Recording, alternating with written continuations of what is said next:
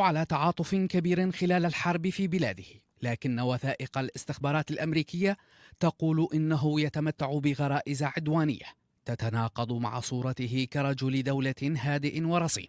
فالرجل وفقا للوثائق أراد أن يذهب في حربه مع روسيا أبعد من حدود بلاده، ليس فقط داخل روسيا بل إلى حد استهداف مصالحها على بعد آلاف الأميال.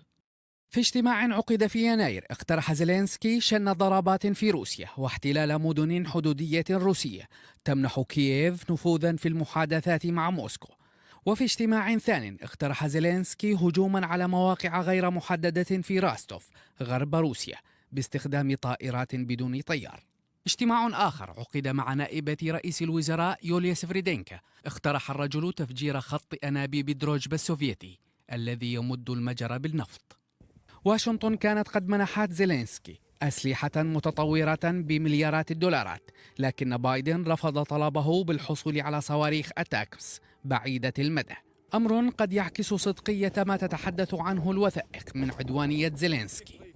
وفقا لإحدى الوثائق فإن المخابرات الأوكرانية وضعت خطة العام الفائت لشن هجمات سرية على القوات الروسية في سوريا باستخدام مساعدة كردية سرية.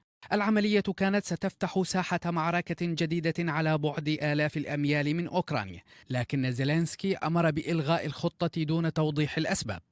مؤخرا زودت بريطانيا كييف بصواريخ ستورم شادو التي تتمتع بقدرات التخفي ويصل مداها 155 ميلا، سرعان ما أعلن الكرملين أنها ضربت الأراضي الروسية وأصابت مدنيين.